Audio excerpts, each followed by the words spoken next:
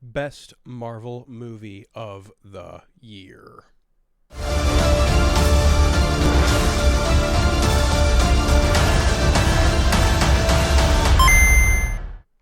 What's going on, everyone? Welcome back to my corner of YouTube where you can listen to me ramble about movies, video games, etc. All that good stuff. Check out my Friday show, Friday Phil. Do me that favor, hit that like and subscribe button on the bottom. Share it, tell your friends about me. Really appreciate it. Anyway, this is another movie review from yours truly. In case you couldn't figure it out, we are here for a very fantastic reason. That's right, Fantastic Four, the first steps. The Fantastic Four first steps. Fantastic Four, Marvel Studios. Marvel Studios' version of the Fantastic Four. What can I say? I've been anticipating this movie for the majority of the last year or two, from the moment they cast the crew and got the director Matt Shakman, who previously handled WandaVision. Like, this was easily, without question, my most anticipated Marvel film of 2025, and I could not be more profoundly excited to share with everyone that I adored this movie. It was beautiful, truly. One of the best Marvel movies they've made in quite some time. Which, you know, I saw Captain America, that one was fine. Thunderbolts was great, but this was everything I could have asked for out of a almost said Final Fantasy. The Fantastic Four. This is easily, hands down, without question, the best Fantastic Four movie made to date. How high that bar may be for you, I would guess, is an entirely subjective thing. So, honestly, like, the bar isn't that high. Let's be honest. The two movies from Tim Story were fine. They had a great cast, but a very underutilized surrounding and story and things like that. They very much, lacked a true core, if you will, to who the Fantastic Four is. And then let's not even bother wasting time talking about the 2015 Fan Four Stick, directed by Josh Trank, and then was fixed up by Fox Studios to the best of their ability, even though it came out to a measly 9% on Rotten Tomatoes. I've already given this movie way too much time. Let's talk about the new one. Yeah, that one from Marvel Studios, which they finally got the rights to the Fantastic Four back in 2019 when Disney bought Fox, and that whole merger went through, and thus when Disney bought Fox, they retained the film rights to both Fantastic Four and the X-Men from Fox, 20th Century Fox. So any immediate plans for either of these things, be it X-Men or Fantastic Four, shelved for the moment. But not even like a year later, the deal closed in early 2019, and then by that December they had announced that a Fantastic Four film was in the works. So this movie's technically been in development for a little over 5 years. You'd have to imagine that, like, it probably went through a number of different story changes, time settings, whether or not it was going to take place in the Primeline MCU. That's another thing about this movie. It is actually the first one to take place outside of the mainline 1999-9, whatever, 616, whatever, the Marvel Cinematic Universe main timeline. This one takes place on a parallel Earth, 828. Which I don't think is the same world from... It's not the same world from Multiverse of Madness. That's a different number that starts with 8, I think. But, yeah. This movie is set unto a world unto its own, so that kind of nullifies any prior homework you may need. Instead, this gives you kind of a bit of an appetizer for what is to come, because, well, the Fantastic Four are confirmed for both Secret Wars and Avengers, so it's literally just going to be a nonstop back-to-back-to-back thing with these characters in 3 different movies over the next 2 years, which is going to be cool. Let's hope they get a sequel, because this movie by itself is incredible. Oh my gosh. If I could sum up this movie in one word, obviously, fantastic. Incredible. Matt Shakman knocked it out of the park. The cast, the main 4, Vanessa Kirby, Pedro Pascal, Emma Moss-Bachrach, Joseph Quinn, there we go. And then you have the supporting cast of Ralph Ineson and Julia Gardner, and then Natasha Lyonne, Paul Walter Hauser. And unfortunately, John Malkovich, his scenes got cut, but he was supposed to be in this movie. That's one thing I kind of have a problem with. But overall, like, where I'm at with this one in particular, I had to watch this one twice. Not because, well, number one, I kind of wanted to. Number two, I really needed to figure out how much I really enjoyed and really liked this movie because I am kind of tired of the, less than 2 hour mandates for movie theaters. I think that's very frustrating, especially for someone who wants more of a story or more to chew on because this is very brisk. This is one of the briskliest paced Marvel films they've made to date. But I would also say that's not entirely a bad thing because what is left is enjoyable, very much so. So, first and foremost, I mentioned the cast. They were all great. They were terrific. They're fabulous. Pedro Pascal absolutely is Reed Richards. Emma Moss Bachrach is cousin. Bringing his great, awesome accent, his cousin Richie accent, to Ben Grimm here.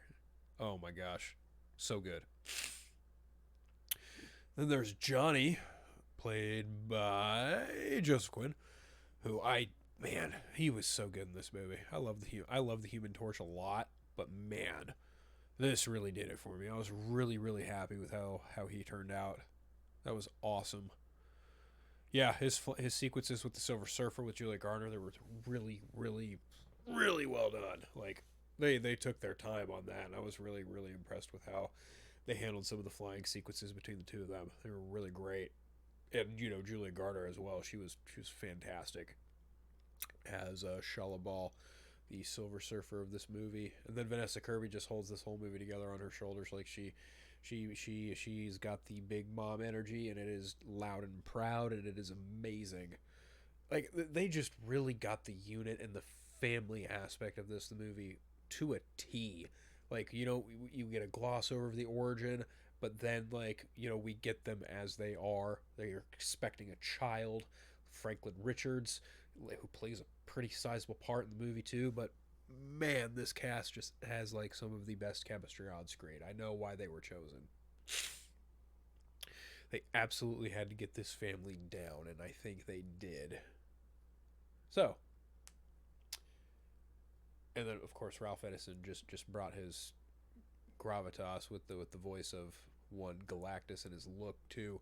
They Galactus looks amazing in this movie. Like there's absolutely zero denying that at all. It's fantastic. Yes, I'm gonna keep saying that because this movie is fantastic through and through. So, well, the plot is fairly straightforward and simple. It's a very straightforward story. There really isn't much to spoil. But the cool thing about this movie is these are moments you would want to see on the biggest screen possible. And I guess in a way they are kind of a spoiler, but not really, because it's nothing superbly pertinent to things possibly coming forward. It's just pertinent to things going on in the movie, which is, I would argue, like this is something you'd want to witness and not have spoiled for you. So going forward, I'm probably going to be talking about this film, at least from the plot, fairly spoilerific fashion. So just bear with me. We're made in the Fantastic Four 4 years prior to where this film starts. And then when we pick it up, Sue finds out she's pregnant. And that in turn leads them to prepping 10 Ways to Sunday for the new child to come in. And, they are treated as celebrities and world peacekeepers. That's another thing about this movie that's actually quite great. There's this like overarching idea of like unity and world peace, which is like, wow, that sounds nice, especially if you live in the United States. But seriously, like they are peacekeepers, politicians, heroes, humanitarians. Like they are the whole nine in this world, in this universe, and it's actually pretty cool. The retro futuristic feel of this alternate 1960s time frame is also just astonishing to look at.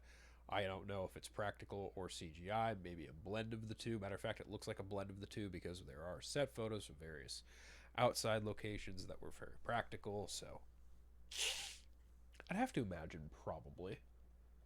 But yeah, this movie looks visually really, really crisp and really clean. Like, I really loved Galactus in this movie a lot. Like, he looked incredible. Because by the time you actually get to him, we're introduced to the Silver Surfer.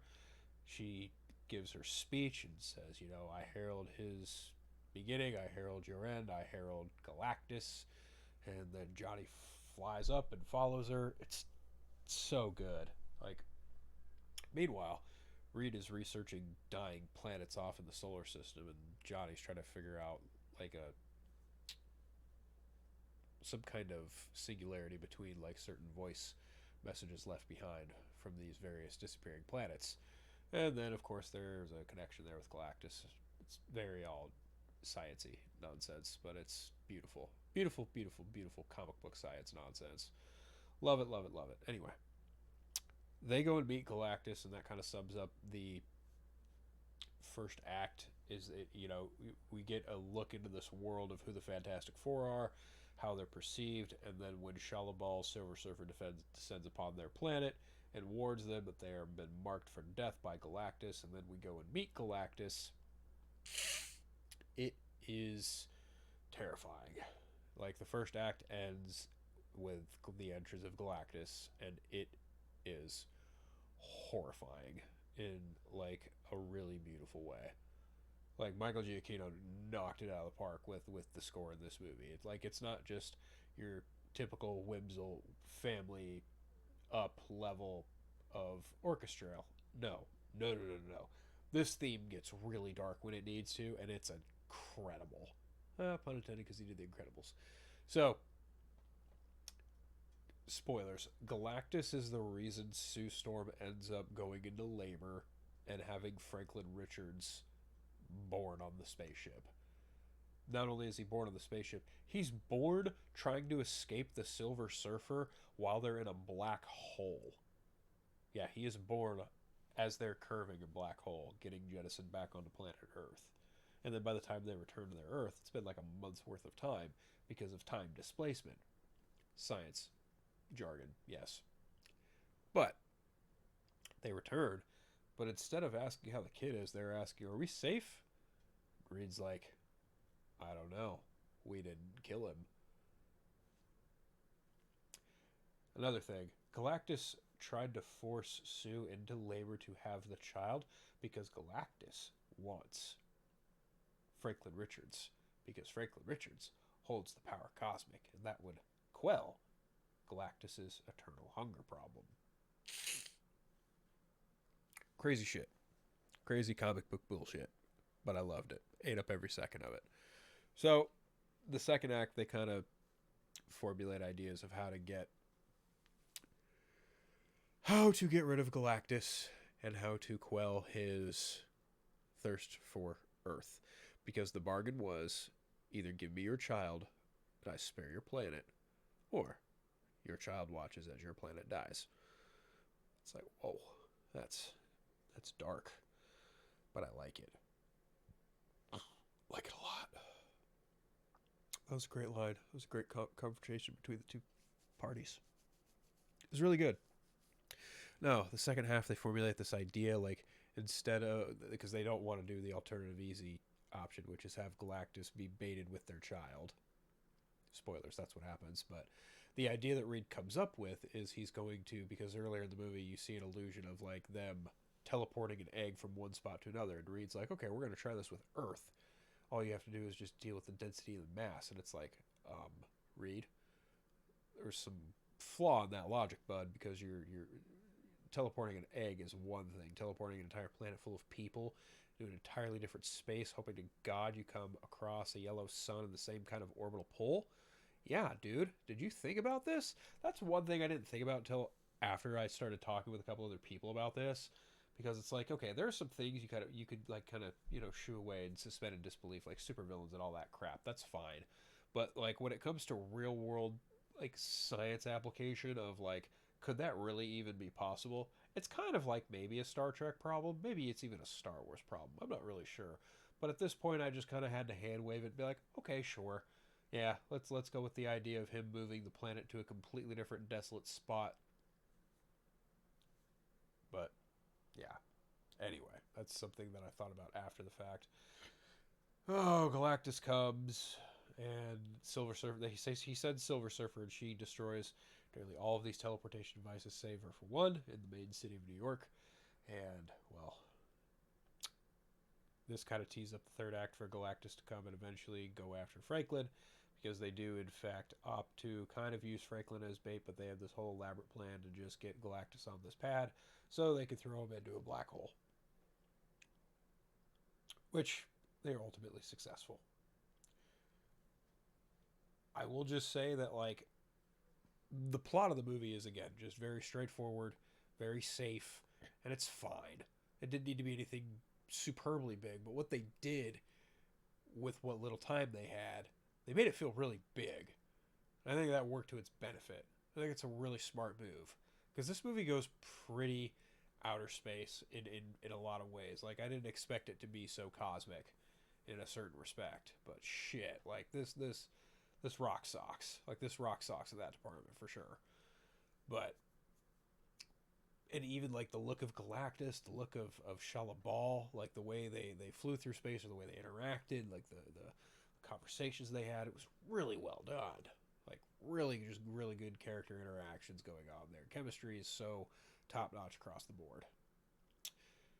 So, they inevitably stop Galactus, but the thing is like, you witness like everyone kind of get a moment to shine.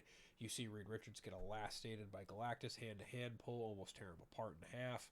You see Sue Storm literally be the strongest one of them all. That was awesome. And then Johnny Storm got a couple different moments to shine. Him and Shellaball kind of have like a little bit of a back and forth, which is really cool.